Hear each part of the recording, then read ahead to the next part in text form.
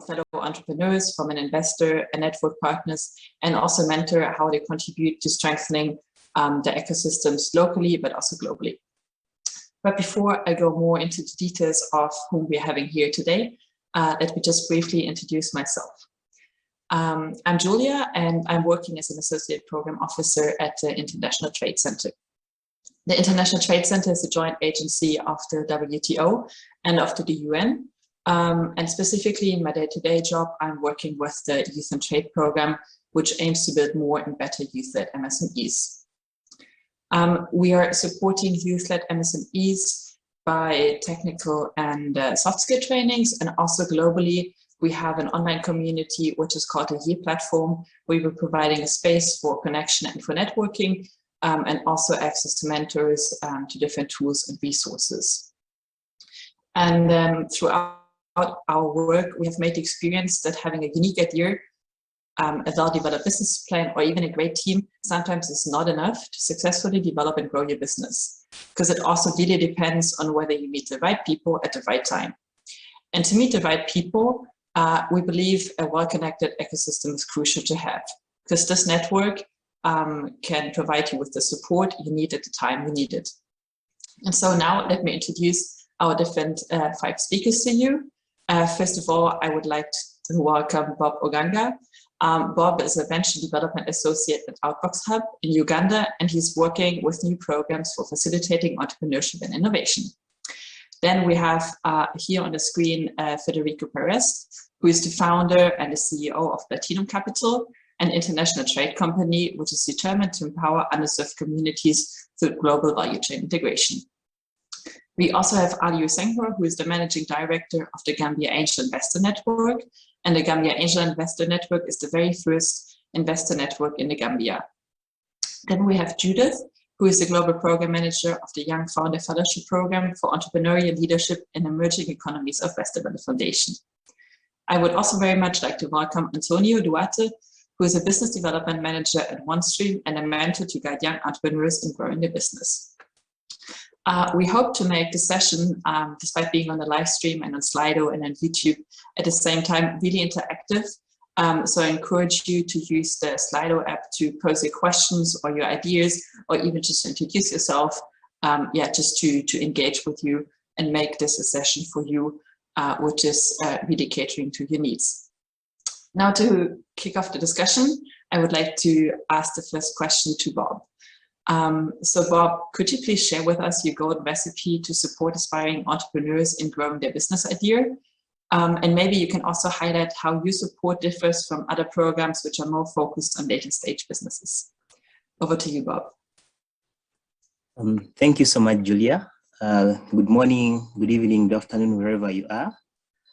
Just like Julia said,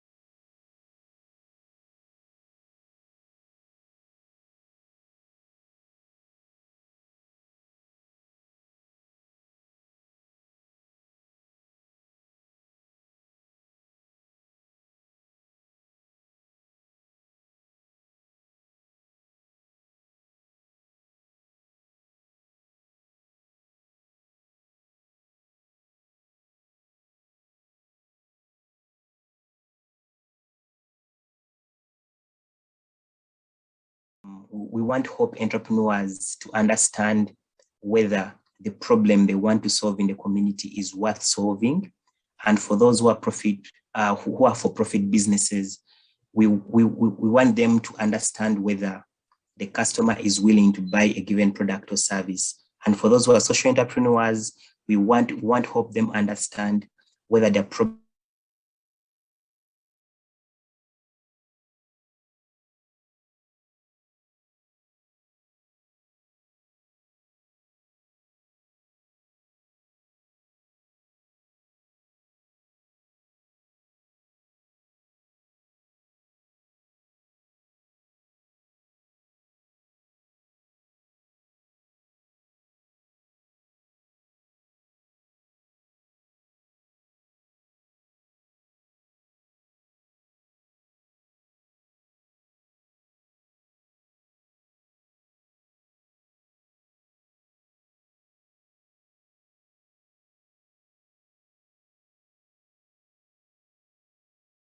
there are so many solutions on the market already, but how feasible is yours that people are going to go for and leave what is on the market already? And then thirdly, how viable is your product? So we're interested in knowing whether you have a business model that works. Whether you're a social enterprise or you're a for-profit business, do you have a business model which is sustainable, replicable, and revenue generating? Now that is phase one. We undertake that for a period of up to 6 months. Each phase takes 2 months in which we train these entrepreneurs. And in phase two, we take them through experimentation process in which they are going to build prototypes and test them out with entrepreneurs or would-be customers for the product or service that they're building. Now, the prototyping phase is very interesting. And this is where most entrepreneurs give up from, because in most cases, they believe when they build the first prototype, it should be a hit on the market. They believe that is the phase where they'll be making money from. And yet from the research we've done and also the support we've given entrepreneurs, the prototyping phase is meant to help you understand whether the product features or service features you're offering can actually help the customer or the beneficiary you're building a product for. So that phase can take even up to a year, depending on what you're building. For some entrepreneurs, it can even take 5 years. And what really makes it work for one is consistency, iteration. The more you listen from the customer or the beneficiary, the more you keep building until you're able to offer them a product or solution that is different from the market, a product or solution that is going to help them solve a problem that is currently hard for them to solve. That is for the social entrepreneurs. While for the profit businesses, they're interested in knowing why they should come and buy your product or service and not take on the current product on the market. So we help them build prototypes, experiment them with a small user group, and then later on, depending on how the customers have taken on the product, they can go on and scale. Now, one of the issues we've also come to identify is that when someone is working alone, it is really hard for them to succeed. Now, it takes us to the third pillar of how we run our incubation and accelerator programs, which is mentorship, where we introduce these business owners to industry experts who are mentors and understand how the field works. Now, this could be people who have successfully run a similar business or people who influence key decisions in the private and public sector. So we do introduce them to the entrepreneurs, and entrepreneurs have at least 2 office work hours every week and get to discuss with these mentors so that they can get to understand what the problem is and how best they can be able to address them. And the mentorship program goes on for at least a year. And then later on, if they're still interested in working with these mentors, they can then have an agreement how best they can work together. And then lastly, after the 1 year period of us working with these entrepreneurs, usually the next question is, so what? We've built a product, we've tested it, the customers want it, so what? So we then introduce them to go-to-market solutions. We work with different partners that can help these entrepreneurs bring their products to the market. And I'm happy to mention that ITC is one of those partners that enables entrepreneurs bring their products to the market. If you have a product that is meeting international standards in Uganda, you should be able to sell that product outside of Uganda, depending on the quality marks that that product meets. The same applies to an entrepreneur who is interested in selling their product within the East African region. So we introduce them to such development partners. And to make this really work, we've worked with different people who have enabled us support entrepreneurs to build bankable solutions over time. And we work with development partners, we work with government, industry experts, as well as also we also introduce them to peers who have gone through the program and have been able to build successful businesses, so they're able to learn from them and also help them build a successful business or social enterprise.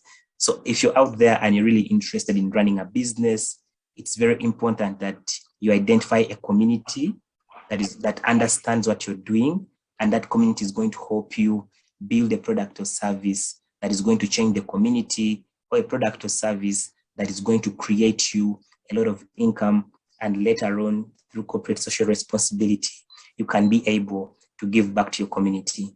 Thank you, Julia. At this moment, I would love to invite Federico.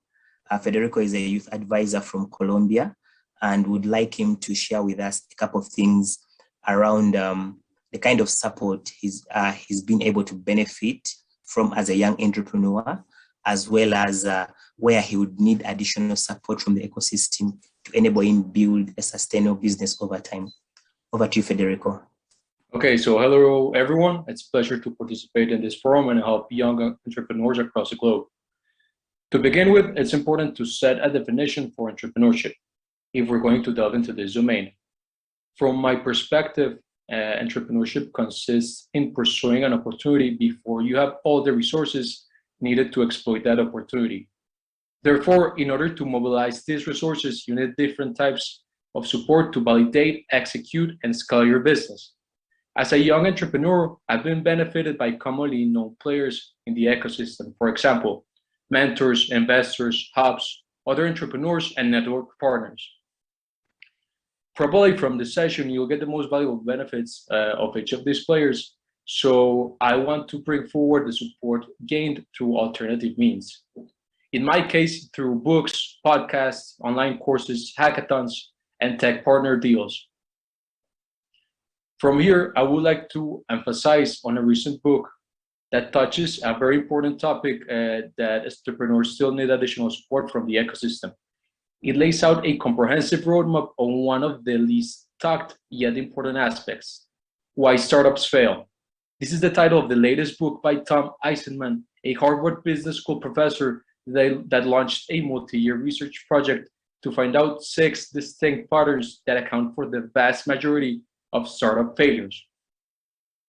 So by isolating the behaviors that often lead to failure, it helps entrepreneurs avoid fatal missteps and thus spare them a great deal of pain. I've been there, and failure really hurts. And if it's due to avoidable errors, it also wastes time and capital that could be better spent elsewhere. Society needs entrepreneurs to solve a spate of problems and can't afford to have talent and resources tied up in ill-considered, ill-fated ventures. But at the end of the day, if the startup does fail despite the best efforts, this book equips entrepreneurs with tools to learn more from their experience and bounce back stronger. By studying failure in other realms, the author discovered that we learn from setbacks in 2 distinct ways.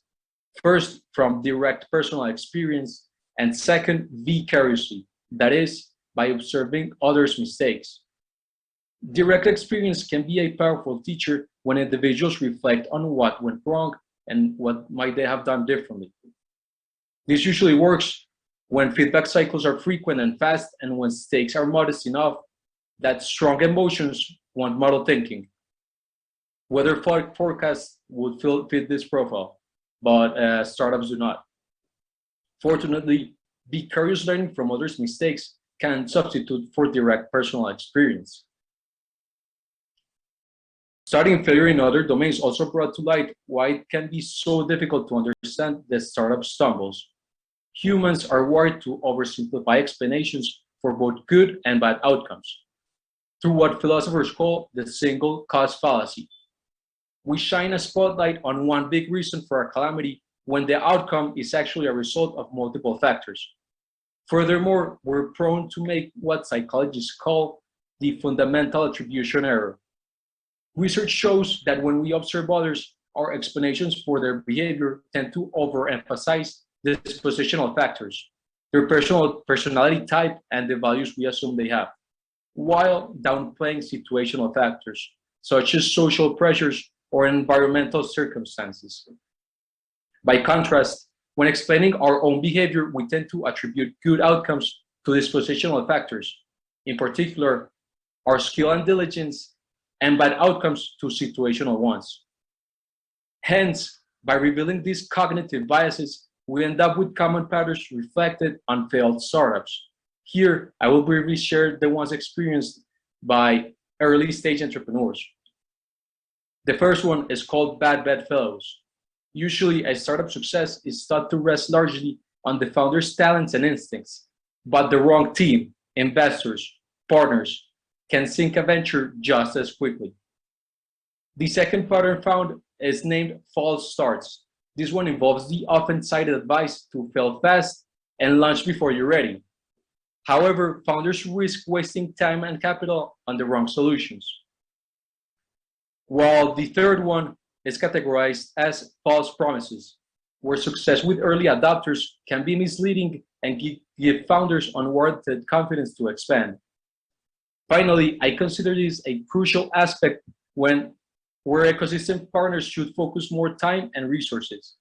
Eisenman offers a framework for detecting when a venture is vulnerable to these patterns, along with a wealth of strategies and tactics for avoiding them. This is a must-read for founders at any stage of their entrepreneurial journey, and Why Startups Fail is not merely a guide to preventing failure, but also a roadmap charting the path to success. Talking about success, funding is one of the most important aspects of this journey. Here, Alieu from Gain can share some of the best tactics to attract investors. Thank you. Thank you very much for that, Federico, and for the insights both you and Bob have shared. As mentioned, my name is Alieu Senghor from the Gambia Angel Investors Network, which is the first registered angel investor network in the Gambia. So just to speak specifically to your question, really, how can young entrepreneurs attract capital and what investors tend to look for? So I would really focus on two things. Firstly, especially speaking to angel investing. Angel investing, as you all know, it's really early stage investing where it's investors are investing in either startups, a lot of them which obviously tend to be pre-revenue or really early stage businesses. So it's very, very risky in any context, especially within our context where we're operating in a small country, small open economy like a low income country like the Gambia. So the first thing I would always say to an entrepreneur is know who you're actually approaching. Why is that important? Because in angel investing, it tends to be thematic, because angel investors, generally what you tend to find is they prefer to kind of invest in an area where they have domain expertise. So if you are operating in tech, for example, and you approach a network or investor who really has very little experience or appetite for any tech-facing business, really there's not much you can do to be able to convince that person about your business and your proposition. So I think that is the first fundamental thing, is knowing the appetite of the angel investing and investor that you want to approach for funding. So you need to be able to find someone who has your interest, knows your sector, understands your sector, and aside from even providing capital, can also help add value to your business as well. So in early stage investing, I think obviously like in all investing, one of the things that always catches a potential investor's eye is, the market. Is it an interesting market? Is it a scale? Is it a market where it's growing? What kind of businesses are in that market? What is the strength of your proposition? So, can you solve a problem and solve it in a profitable way, especially if you're charging premium prices for it? Can you establish a competitive position that is defendable? These are really generally things that all investors across, whether it's angel investing, venture capital, that they tend to look at. But really in early stage investing, what I will submit to be the most critical thing, it's really that is assessed, is really the greatness traits of the entrepreneur. Because as you know, it's early stage investing. Sometimes it's very, very hard to be able to assess the proposition, and most startups fail anyway. So sometimes a lot of investors don't really put too much weight in that. As long as they're very comfortable, they like the sector, they feel comfortable that there's value to be made in this sector. Really what they want to establish is whether you are the person who can make it happen. And as you know, being able to grow a company to scale really requires greatness. So, one of the things that I think is really material is they look at the entrepreneur and the team. And when I'm talking about this, I'm talking about the traits. And in our experience using the angels that we have in the Gambia Angel Investors Network, the things that matter to them: integrity, passion, startup experience, domain experience, operating skills, leadership ability, long-term visioning, realism, practicality, even temperament. These are all material things. But I think some things that always stand out that really sometimes don't speak well about the angel is really unrealistic assessments, projections that are really all over the place. So that don't seem to make sense. These are things that don't really convince somebody. So I think the value that you add as an entrepreneur is very, very critical to being able to attract investment. What I can say is sometimes we do have challenges, especially in our context. And one of the main challenges that I think we find is we do not have companies that come to us who are investment ready, right? And that seems to be like a very generic term, but sometimes really what does this refer to? It refers to not having, for example, the company registration structure, maybe being registered either as a limited liability company or a structure that makes it possible for an investor to be able to invest in your businesses. Sometimes it's little things like failings with documentation, like not having adequate enough accounts, things of that sort.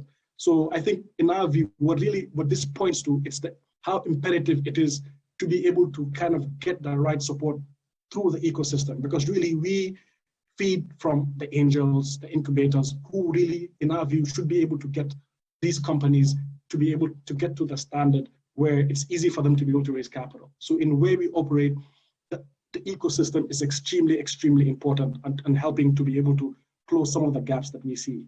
So I think it's in this regard for myself, I'd be especially pleased to learn about the experiences of Judith, especially. And for me, there are three material questions that I would like to hear from you. Firstly is, what are three ways in which partnerships between ecosystem players can positively impact the development of youth businesses? And if you do have time, it would be very interesting to also find out how young change makers in your program also, after getting the benefit of your training, can also pay that forward as well. Thank you. Yeah, sure. Thanks a lot, Aliu. That was really insightful and interesting. So for the audience out there, my name is Judith Lee, and I'm representing the Westvelle Foundation, which is an NGO based in Berlin. And our mission is really to empower entrepreneurs in emerging and developing markets. And we do this through co-working spaces across Africa, and also through a flagship program here in Berlin called the Young Founders Program, which is a fellowship open to entrepreneurs in Latin America, Asia, and also Africa. So regarding your first question, three ways in which ecosystem players can create positive, impactful partnerships. So I would say there's 3 points. First of all, a blueprint for innovation.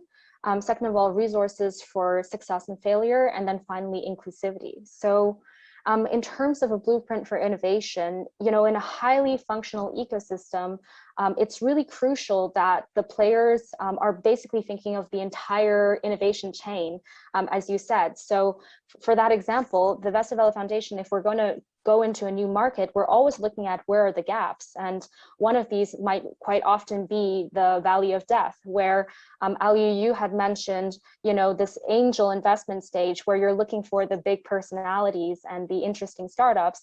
And then you have some more mature investors, maybe already at Series A. And where is the support in between there? So I think it's important that the players speak to each other, avoid duplication, and then find this gap. And we tried to feed basically great quality startups to then investors later on past the gap. And in this way, it's just a positive reinforcement cycle that keeps on increasing the quality of the local innovation system. So the second point is also kind of talking about what Federico mentioned, which is that resources are not only just for the success of a venture, but also for the failure of a venture. So, I mean, the nature of innovation is creating something that is previously unproven on some aspect. So there's a high probability of failure, and I think entrepreneurs cannot be afraid of that.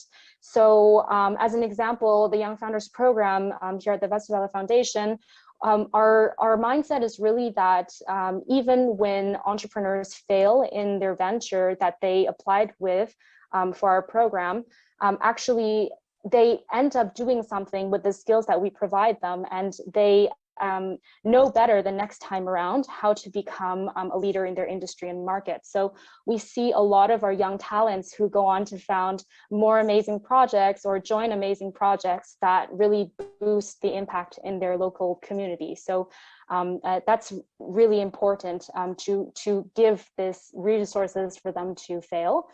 And finally, in terms of inclusivity, I think it's particularly important for ecosystem players to take into account diversity, because, you know, in traditional finance, oftentimes they're looking at a certain type of upbringing, a certain type of demographic, even though we all know, you know, everyone has the same shot, especially when you're young, at success or failure. So basically over here, I think it's up to you know, ecosystem players like accelerators and hubs and also investors to always make sure that they're not using stereotypes to try to see who's to measure success, and also to promote and provide support and finance to all founders and ventures equitably. So that's to your first question. And then finally, how do young change makers kind of pay it forward? So I would say the really best way is just to stay open, engaged, and positive. And actually, this positive attitude goes a long way for you as an entrepreneur and also for your ecosystem. So I'll just give a quick example for Chino, who is an entrepreneur from the Philippines, who's also in the ITC Yay community. And because he was so engaged in that entrepreneurship community, he actually was nominated by ITC to join the Young Founders Program. And so in the past cohort, we saw that he was making a lot of partnerships, reaching out a lot within the program. And he ended up creating a sales partnership with a previous alumni of the YFP. And just this morning, he reached out back to me, gave me an update, and I made another introduction for another potential sales partnership. So really, it's all about staying open and to collaboration, and that's how you can best really pay it forward. So on that note, I would be happy to connect with anybody in terms of any of the resources that they need, especially if you're a young entrepreneur in a developing country. And I would be really interested in seeing the perspective from a mentor of the Yay community, from Antonio Duarte. So my questions for you are, first of all, why is mentoring and coaching so important in an entrepreneur's community or journey? And then second of all, how have you supported young entrepreneurs in building their business? Thank you, Judith. It's a pleasure to be here, and I'm very happy that we are discussing and having this conversation about young entrepreneurs and how can we support them somehow from the investor perspective, party perspective. So it's really important to have these discussions, because I think we can have a lot of we can achieve a lot with this conversations. So to your point, Judith. Yeah, I think a mentor or multiple mentors, depending on the business that you are, depending on kind of situation that you are, I think is key to succeed. I've been being with startups for more than 6 years now.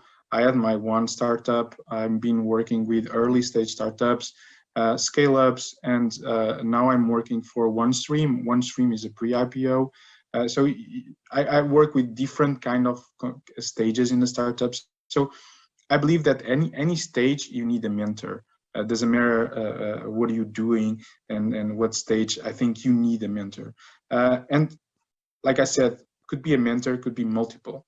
A mentor is not someone that validates your idea, you know, because validation is something that your customer will do. You know, a mentor is someone that is kind of a guide for you. As someone that's giving you, let's say, a few ways to go. It's someone that is challenging you to, are you sure about this? Do you think it's going to be okay? Do you think it's right? Do you try this? So someone is challenging the entrepreneur to move forward in the business. By doing this challenging, by challenging this mentees and this young entrepreneurs, I think we are helping them to achieve a better product, a better solution, a better strategy, market, a better strategy to go to the market, a better marketing plan, a better pitch. So by doing this challenging as a mentor, and then I'm going to do a bridge for the second question you did and give you a few examples of people that I've been mentoring for the last couple of years now.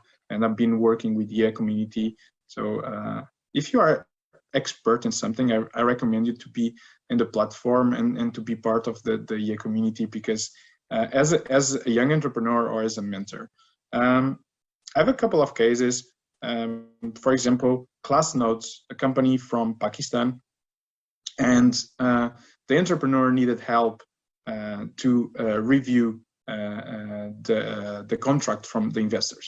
So you needed to do some guides. Hey, what do you think about this? Do you think it's normal? Do you think it's okay to accept this? Do you think I can negotiate this?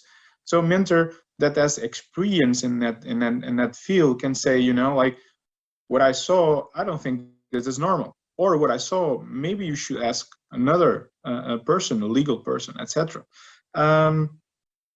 Another startup I helped was not about the business, but about the entrepreneur itself. So this entrepreneur, she wanted to improve how to manage their time, how to manage, how could be more efficient in her meetings with her team. She had some conflicts with her team, with the co-founders, and in this early stage, you can find a lot of this. I'm not calling fights, but I will call it a challenge between co-founders. There is no money on the table. There is no stocks on the table. There is no share. So it's sometimes complex to say, you know, what finish my part and what starts your part. So I helped this entrepreneur for the last 9 months to not only that individual part to become more efficient and to manage our time, but also to solve some conflicts internally. So again, the mentor part here is very important for the success of the entrepreneur. It's important in every stage. If you are a young entrepreneur starting, or if you are a pre-IPO, that also need a mentor, right? So I was going to be an IPO, how I need to prepare to IPO. So in different stages, I think you believe it. I think you need a mentor. And like I said, and I'm very proud to be part of the community. I think is a platform that you need to check it out and as a mentee or as a mentor, be part of. Well, thanks a lot, Antonio, for sharing this insight. I think, as you said, it's super important to have mentors. As you said, like no matter which state your business is in, it's always good to have you and kind of to challenge your ideas, but also to guide you, to share experiences, and thereby really support in growing your business. Overall, like I'm really amazed of the insights all of you shared. To me, like I learned a lot. For instance, how prototyping is helping to align your product with beneficiary needs. Also, then what I really enjoyed is hearing, well, you can be an expert, you can have that product, but if your personality is not convincing, then you might not find the right investors to support you in your growth. So I think it's really a mix of your personality, the idea, the people who are surrounding you to make your business grow and really spark it out. I would like to use the last 10 minutes of the session now to turn towards the audience. We have received some questions on Slido and in the different WhatsApp groups. So the first question is more towards tech, because I think so far we have remained rather sector agnostic. And here's on the link between how big tech can be used to experiment in social entrepreneurship. So kind of trying to find a link between being the profitable Silicon Valley startup, but also then I think what we try to share here, cater your enterprise and your business ideas towards the need of more developing countries. Whoever feels he or she can answer this question, please feel free to jump in.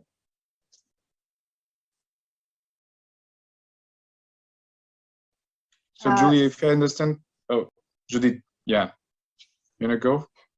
Yeah, one of those technology things. I'll just go quickly. So as I understood, it was about the balance between a social objective and also trying to maximize perhaps profit or growth.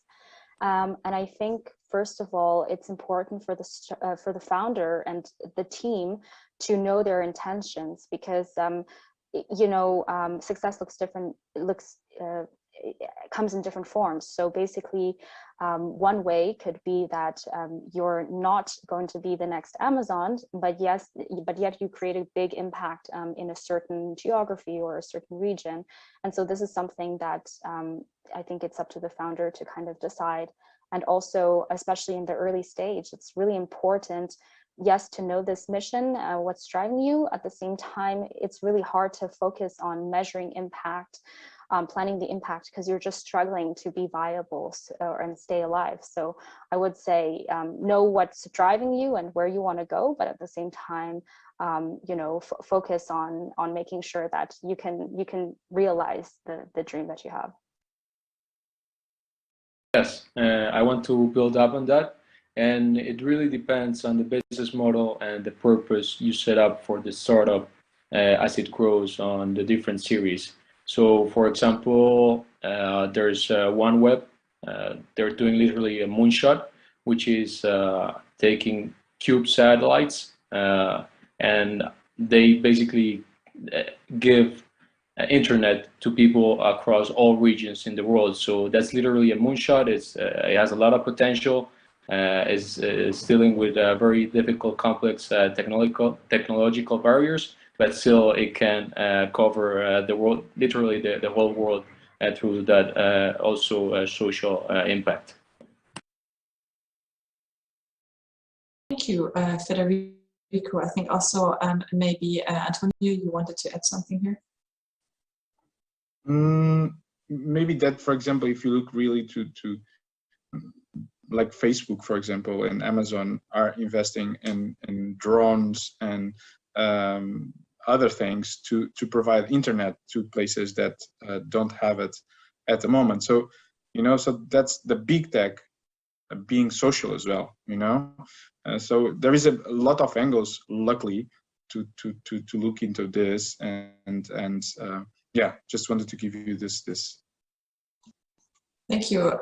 Yeah, so even like the big companies are also focusing more and more on the social enterprises and finding solutions which are kind of applicable in different countries. Kostandin has asked us what should be done to prepare the young entrepreneurs to meet the future challenges better. And I think this is probably really interesting in terms of climate change, or maybe also, as you've seen with COVID, kind of worldwide spanning diseases. So is there kind of the 1, 2, 3 tips you have how young entrepreneurs can meet the challenges of the future in a better way?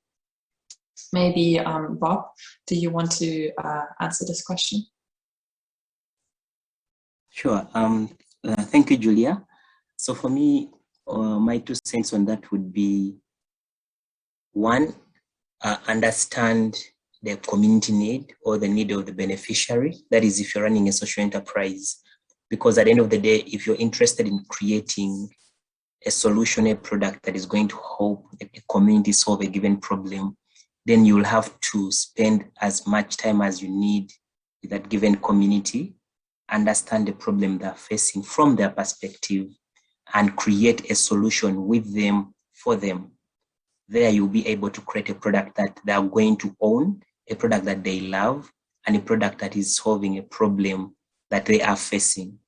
So you'll be able to easily scale it. So if that solution works in a given community, it should be easy for you to scale it and replicate it in different communities, either within the country or in different parts of the world. And then for those who are running for-profit businesses, it doesn't help you to start mass production immediately. It is very important for you to understand how your business model works. It's very important for you to understand the unit economics, like how are you going to make money with the product or service that you're selling? Are the customers choosing your product over the existing products and services on the market? So you'll need to first sit down and do lots of iterations or experimentations in identifying what are those things that your competitors are doing that customers don't want. Leverage on them and build something that is going to make the customers come for your product instead of your competitors. So for me, my 2 cents are: do your research, understand the market you intend to work in very well, and then build a product or service based on the pains that the customers are facing. And believe me, you'll be able to create or produce a product or solution that is going to create you a lot of revenue in the long run. Thank you, Bob, for these insights. And I guess if you do your research right, and if you really kind of already can foresee the market trends, then your product and your service is going to be really successful in the community. Maybe, Ali, for you, we've been speaking here about products and services which are already making revenue, and where you can really see that they're going towards the growth stage. But really, if you have more idea stage, early stage businesses, how do you evaluate whether they can be kind of a future's shining star? Well, I mean, I think it's some of the other panelists have kind of spoken to this already. It's really first establishing, the whole concept, of establishing kind of a minimum viable product, and then knowing whether you have a product that can grow to scale.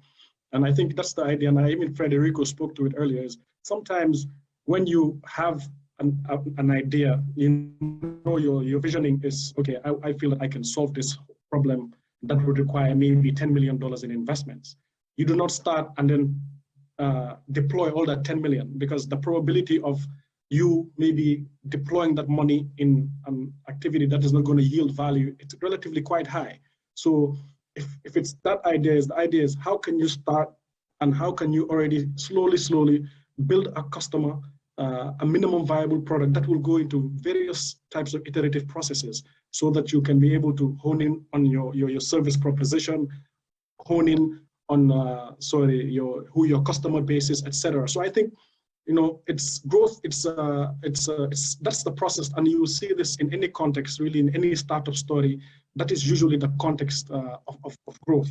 You have to be able to show that there is something worth investing in, right? So if while some ideas they started at an ideation stage, how can I deploy as the simplest version of that to be able to see whether there's legs to this idea, and then build from there. That's really the idea, the advice I'll be able to give anybody. Thank you, Ali, for sharing that advice on a minimum viable product and how to build this. We have one last question from Samuel from Kenya, who is really focusing on how youth who are more in rural areas can be connected to funding opportunities, to high-profile meetings, to really showcase their product. Because as we've heard, networks are important, but then it's also always the question, how can you access these networks when you live in places which are not really well connected?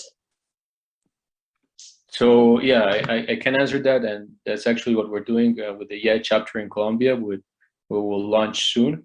And what I've seen from the past years is that most of the opportunities, even though there are a lot, but most of them, people in the cities are getting it, either if it's through the network or because of their geographic location.